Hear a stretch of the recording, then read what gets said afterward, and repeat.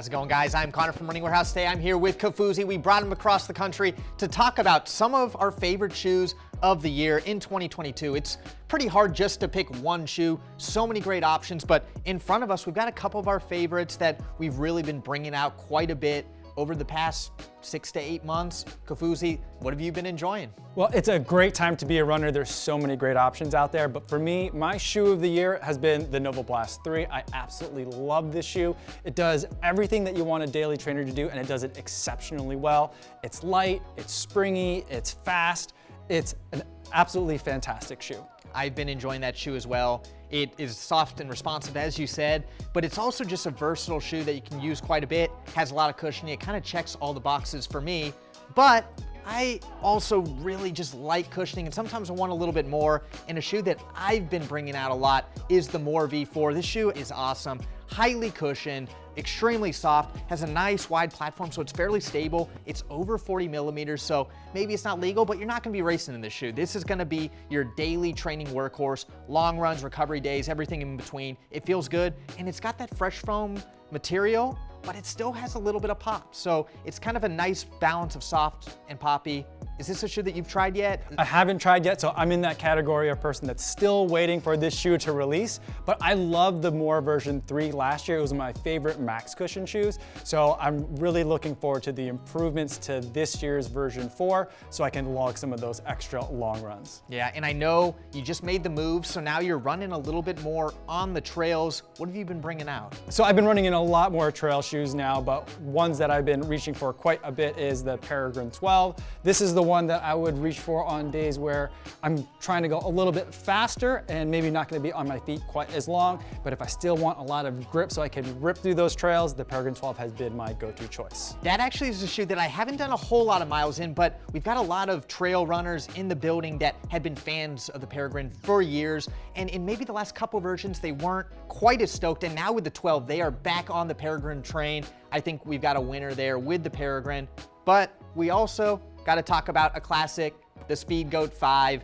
Lots of cushion, sticky grip, takes a lot of those learnings from the 4 and that Evo Speedgoat. That was a crowd favorite, kind of mushes them all together, and now we got the Speedgoat 5. What are your thoughts on this shoe? I think that the way that they've merged those two shoes has been fantastic. For me, I enjoyed the Speedgoat 4, but the toe box felt a little bit cramped, especially for those longer runs. Now they've got that stretchy material right up top that makes it really comfortable, especially when the feet start to swell a little bit more, gets a little bit hotter, you're still gonna be comfortable and have all that performance. And we talked with quite a few of the Hoka athletes recently at Western States, and this has also been a big favorite of the athletes. They're bringing it out on race day training. It's just a solid all-round trail shoe. But that's just the trail. Now we gotta move over to the exciting shoes, the racers, the carbon plated, the super shoes. And we'll start off with one that's kind of in between racer and workout shoe. We've got the SC Trainer.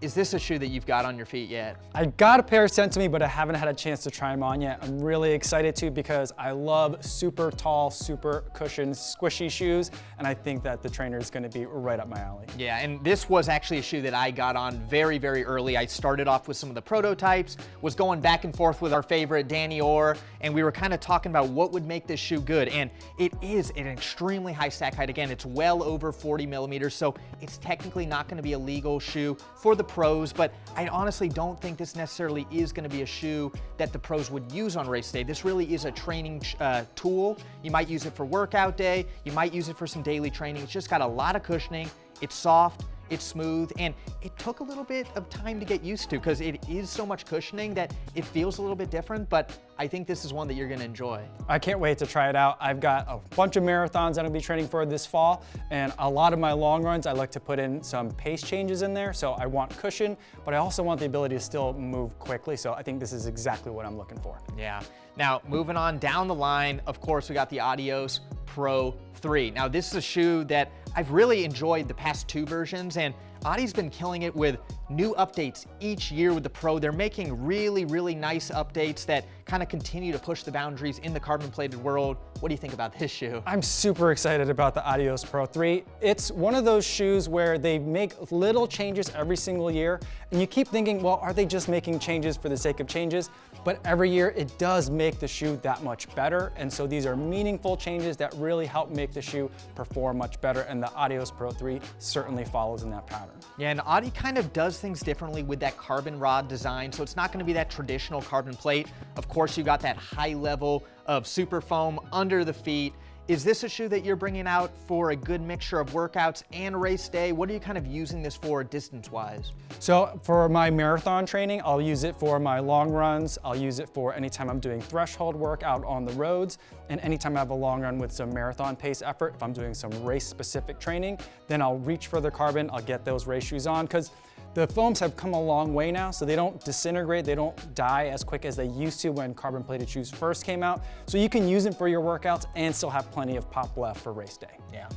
Now, kind of rounding the group out, we've got the Endorphin Pro 3, kind of the latest super shoe to hit the market. This is a shoe that I've really been enjoying. Got out on a workout with Jared Ward, tested out, and it's a fast shoe. And I know you got it on your foot at least to kind of feel it out, and it was a little bit softer. And I told you that that little bit higher stack height makes all the difference with this shoe. It feels a little bit softer, it has a little bit more pop, and that extra cushioning kind of just takes what the version 1 and 2 was good at, but then just elevates it to give it just that little bit more that a lot of the pros were asking for. Of course, you still got that carbon plate and a little bit more sleek and dapper. Really, the Endorphin Pro 3, I think it's gonna be a fantastic racing shoe, and it's hard to pick a super shoe in 2022 because every single brand is killing it. These are just a few of the options, but again, you're gonna have to kind of get a lot of these shoes on your feet to try it out for yourself and see which shoe is gonna be best for you come race day. Yeah, like I said before, it's a great time to be a runner. Now there's so many different options available for different types of runners with different types of foot strikes who are racing different distances and paces. So each shoe is slightly different and optimized for different types of purposes, and there's so many choices for people to select from. Yeah, I will agree. 2022 is a great time to be a runner. These are just a few of the options. If you're looking to get any of these shoes on your feet, you can find them now. They are here at Running Warehouse.